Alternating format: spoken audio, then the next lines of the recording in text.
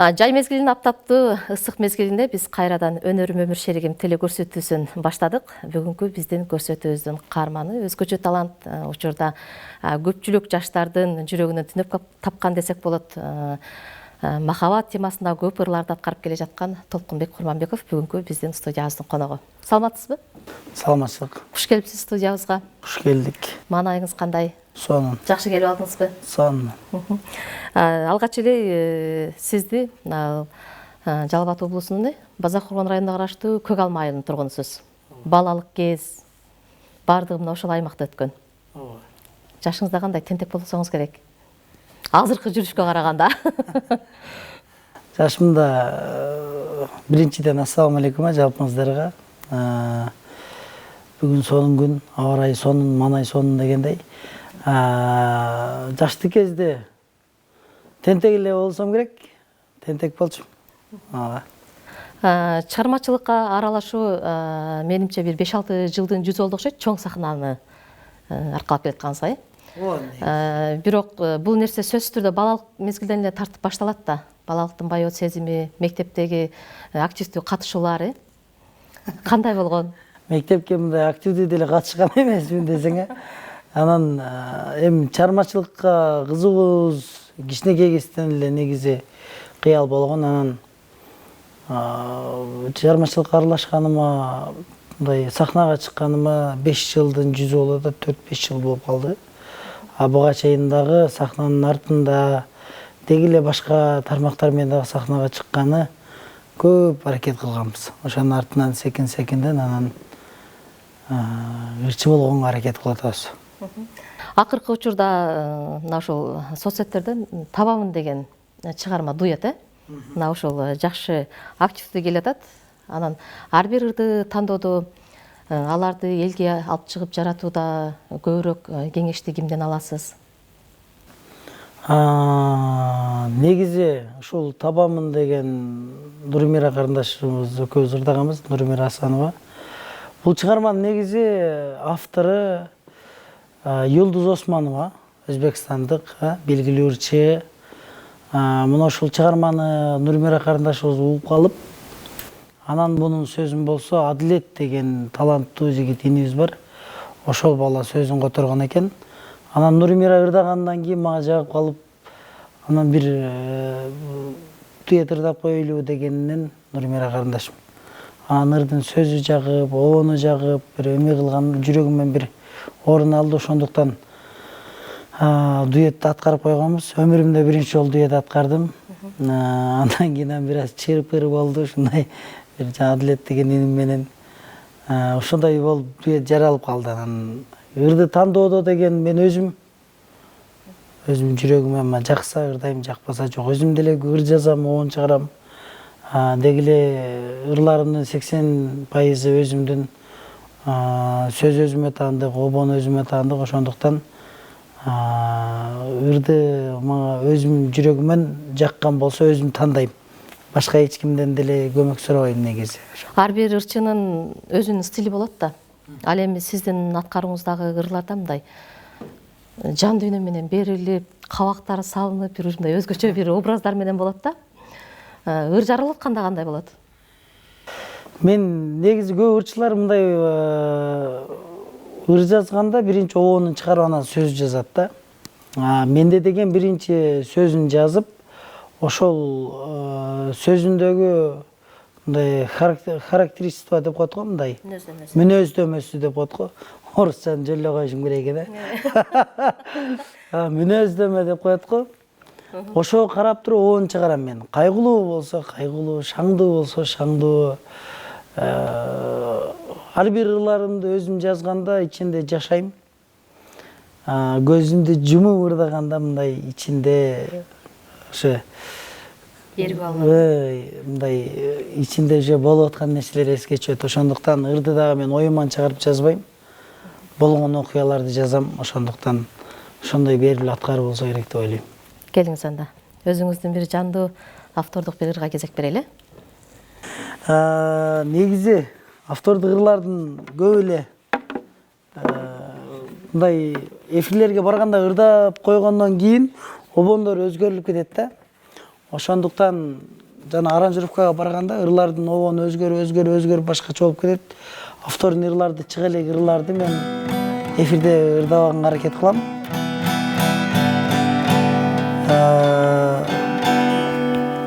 Казактардын бир ыры бар экен. Аруум дегенчи. Ушул чыгарманы мен ырдап берейин. Кыргызчага котордум эле. Автору негизи кытайлык эме ырчы экен мынча. Ушул ырды аткарып берейин,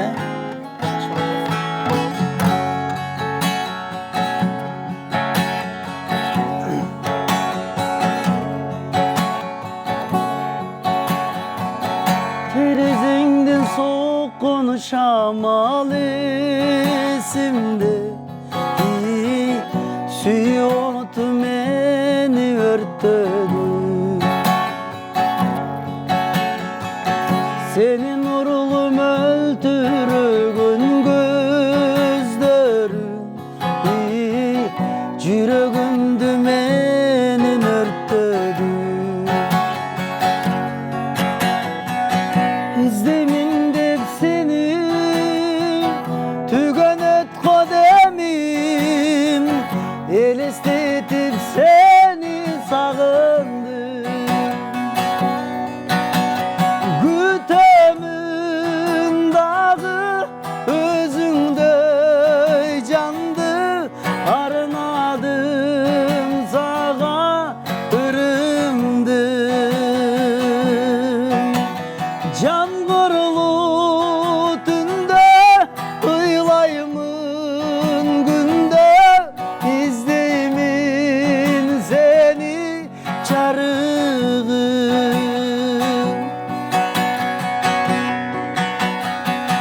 Kıyaldağı sulu kızdı gör albay, ayıp oldu sensiz gün albay.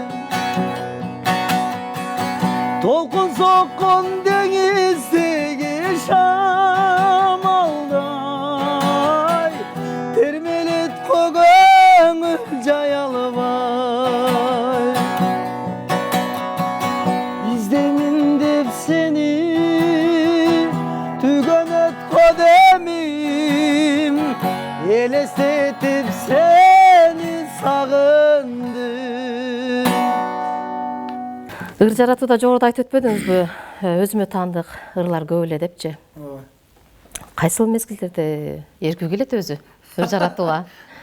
Негизи чынын айтканда мындай, адам сүйүнгөндө мындай ыр жаза албайт деп ойлойм менчи. Анан мындай кайгыр менде мындай кайгырганда же чындап сүйгөнүмдө ушундайларда ыр чыгат негизи. Сүйүүнүн баскычтарын көбүрөөк басат окшойсуң да. Алтыгып болсо башкасы. Анткени жаш муунга карап деле ар бир өзүнүн мезгили менен ыр жарала берет да. Анткени жашсыз сөзсүз түрдө сүйүү темасы болуш керек. Эми негизи жалпы эле мындай жашка карап, өзүнүн возрастка карап туруп анан ыр жазган жакшы. Ошол моментте ырдаш керек. Мисалы үчүн 50гө чыккандан кийин бирок сүйүү жөнүндө бирок Бекбай экебизге окшоп атат бирок. Бирок ал кишидей болуш үчүн кыйын го дейм, ал кишидей болуш. Ошондуктан өзүбүздүн жашыбызда, жаш кезекте сүйүү жөнүндө, махабат жөнүндө ырларды ырдап, андан кийин возрастка жараша дагы салмактуу ырларды жазабыз деген, чыгарабыз деген үмүттөбүз буюрса. Элге руханий азык тартылуу ар бир ырчынын бул максаты да, ийгилик жаратуу, анан жеке концерт тартылуу сөзсүз түрдө тилек кылып келишет да. Сиз эми ушул чоң сахнага чыгып, калк арасында мындай кадырыңыз сиңип келаткан ырчылардын катарын толуктайсыз.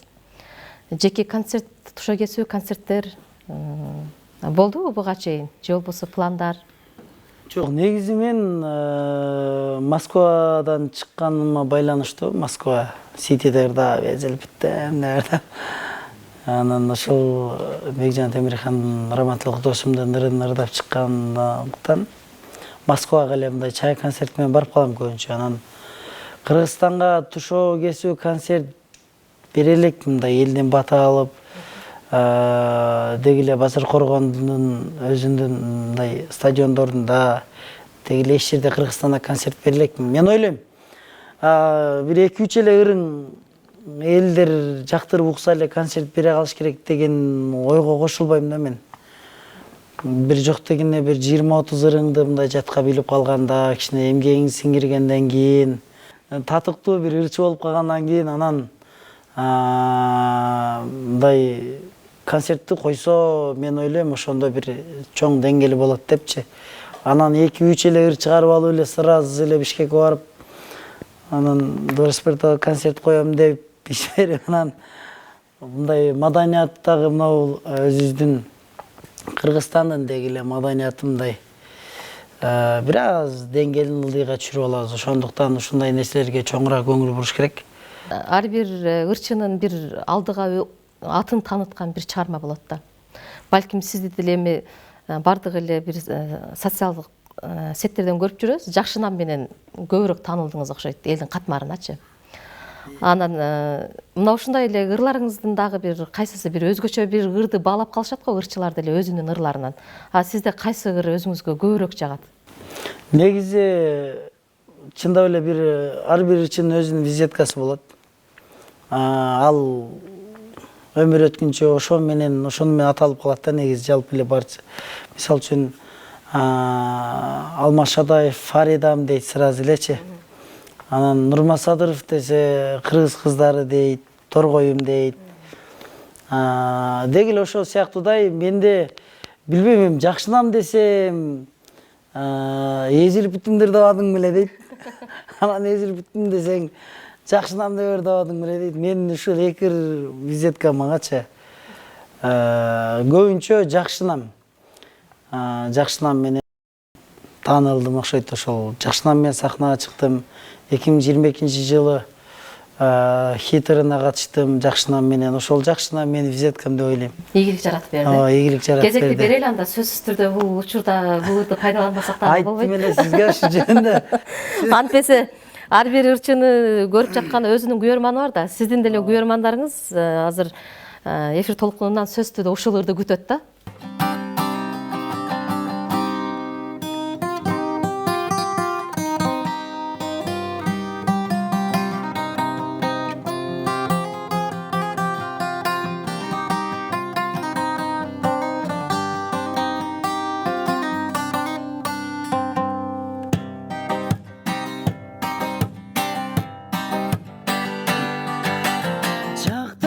Sizdin başkanı, men doldum sizge aşıkkan. Kaparga ilbey yaşınız, tartılam ece tartılam. İzdegen köpten sapattar, baykatmay sizdin tabıldım. Tımızım tikten jüröküm, saldınız ece jalındım. Jakşınam o jakşınam, aşıkmın ece kaşına. Dünyada barı jakşıdan kayılmın nece yaşına. O kayılmın nece yaşına. Jakşınam o jakşınam, jürökü tumarı taktın ay. Alıp bir getsem ayılgan atenim bolup karşıda. O atenim bolup karşıda.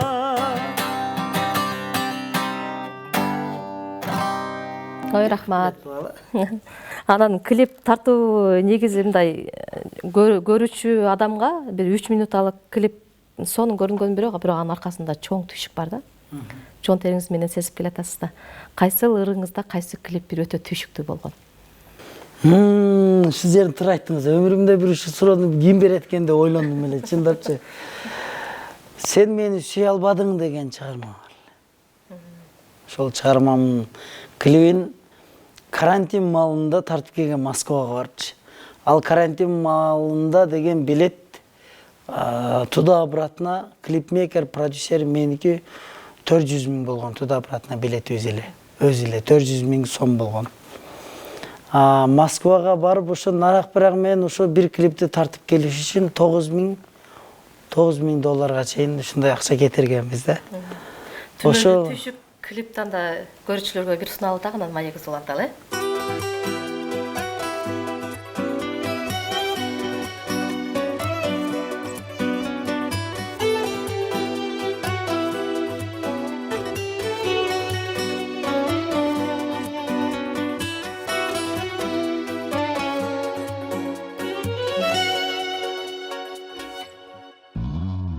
Al күндү эстесемен көзүмдүн жашым мага башканын колун кармап бараттың да каралап күйдүрүп жалындатып жүрөктү жараладың сүйбөсөң өзүң мени сүйөм деп неге алдадың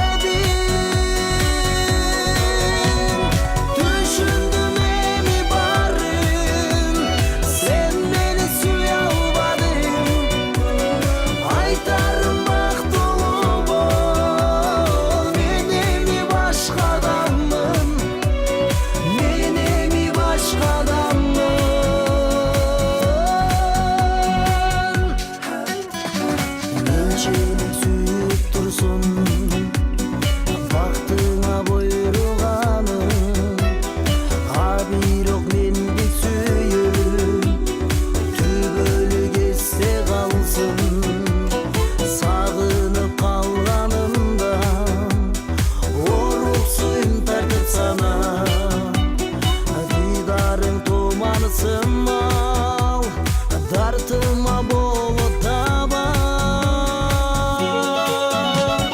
Suratın örgün sayın Жүрөктө болсо жарам Жашоого билсең азыр Өзүңсүз көнүп барам Жашоого билсең азыр Өзүңсүз көнүп барам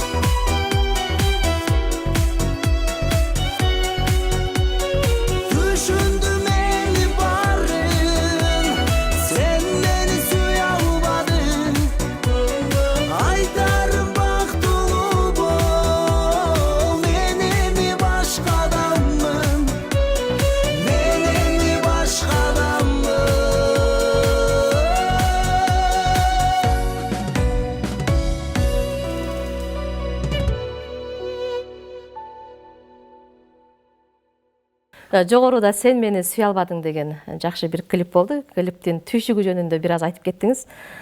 Канча күн аралыгында бул клип тартылды, анан бул ыр темасы бир өзгөчө экен да. Ырга токтолуп кетсеңиз. Ал ырдын мааниси сөзүндө эле айтып турат негизи ал. Сөзүн Кунткой угуп турса эле толкун бечара деш керек ошол. Ошондой негизи ал ыр жашоодо болгон окуя, ал ырдын ичинде жашаймын. Ошол ырды дагы өлө эле жаман көрөм менчи бул ырымдычы. Чындыгында бирок мындай бул ыр мындай мен жашоомо аябай чоң бир минустарды келтирди, мындай таасирлерин. Бул ырды негизи жашап ошонун ичинде мындай бул ырды укканда маанайым көтөрүлбөйт да, мен мындай настроением чөтө өткөн күндө эстепчи. Бул ыр өзү негизи маанай көтөрө турган ыр эмес да. Анан ошо сыңарындай ырды жазып атканда деги эле жалпы ырчылар негизи эле мындай маанисин аябай көңүл буруш керек. Бул жанагы Алла Таалам жаманга да жакшыга да омин деп коет да. Ошол сыңарындай мен ырдын таасир эткенин түшүнүп калдым да, негедирчи мындай. Жакшынамды ырдадым да, жакшынам, ой эже жакшынам деп.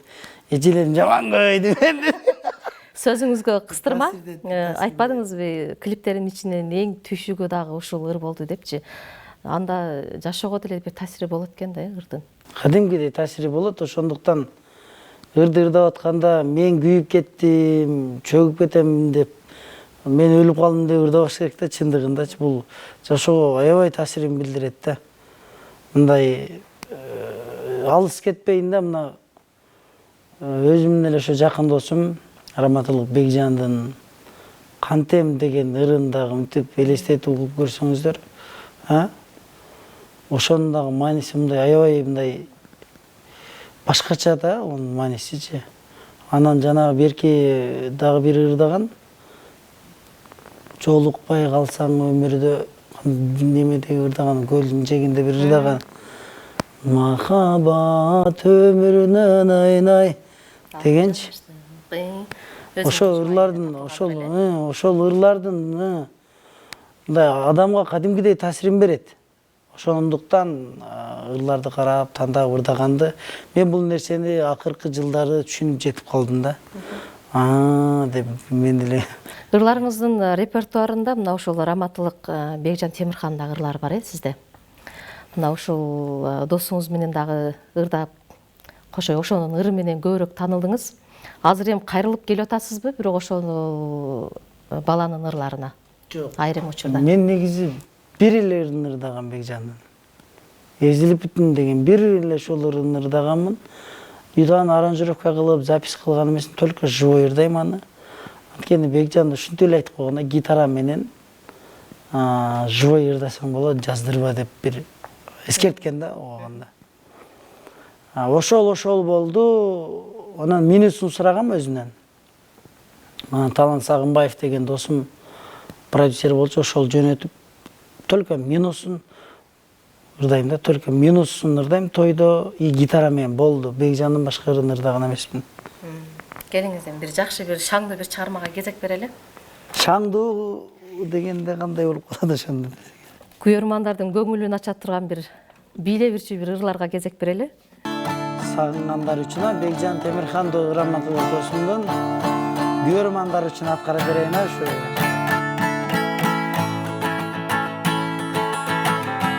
Мындайрактан ырдасам кандай болот болду экен Бийик ырдайт эле да.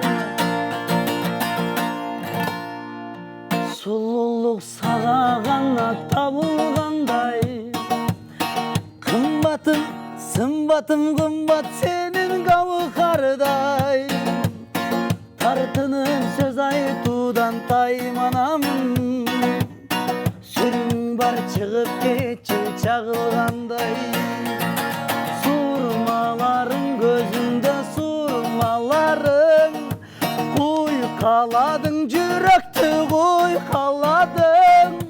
Кыйнап жүрөт аябай кыйнап жүрөт, сөзүмдү айтырбай туйбаган.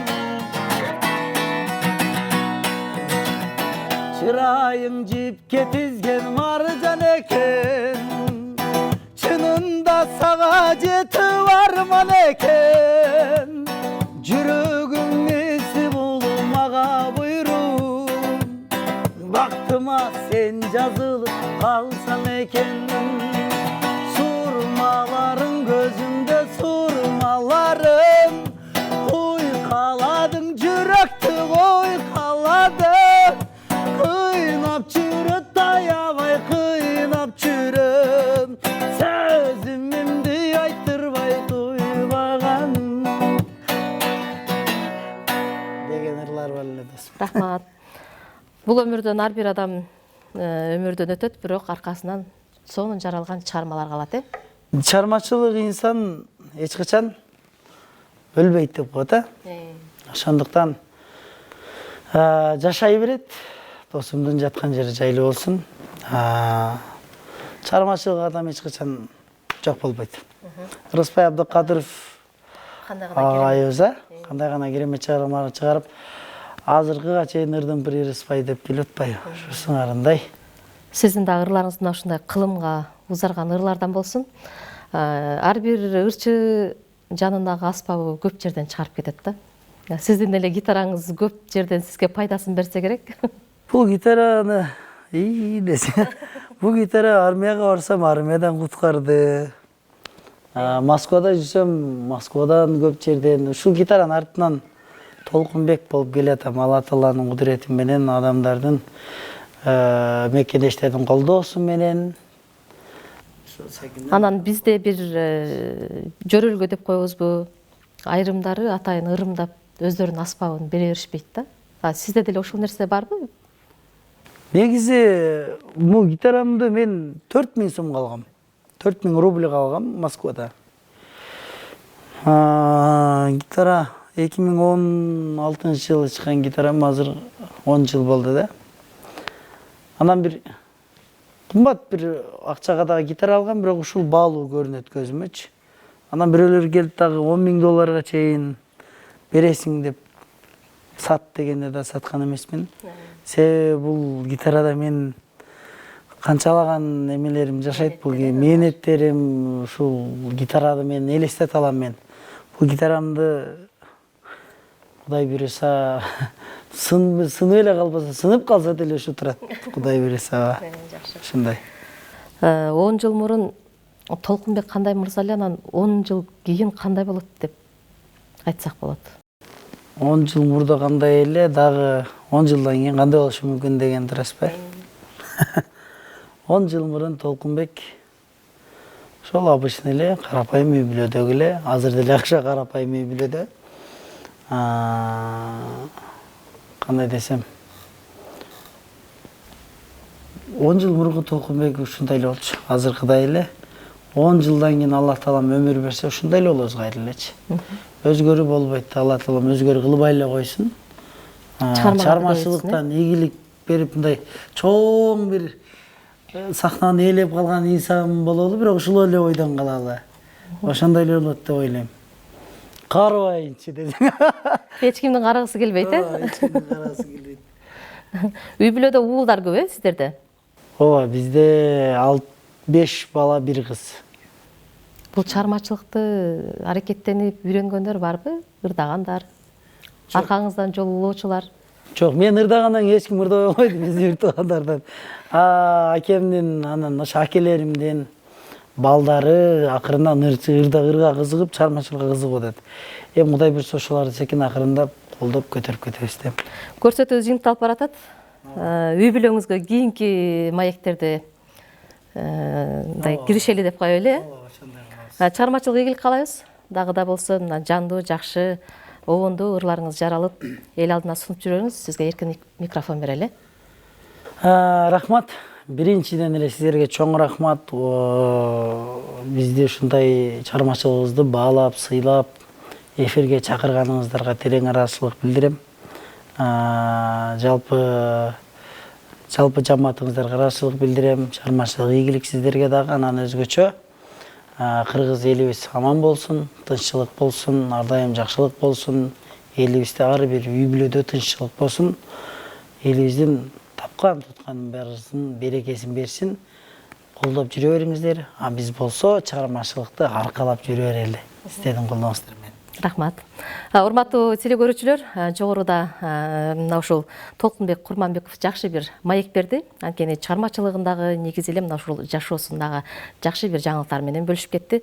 Дагы да мына ушул элдин кызматында болуп жүрө бериңиз. Ал эми биз көрсөтүүбүздү жыйынтыктайбыз. Кайрадан кийинки берүүлөрдө көрүшкөнчө саламатта калыңыздар.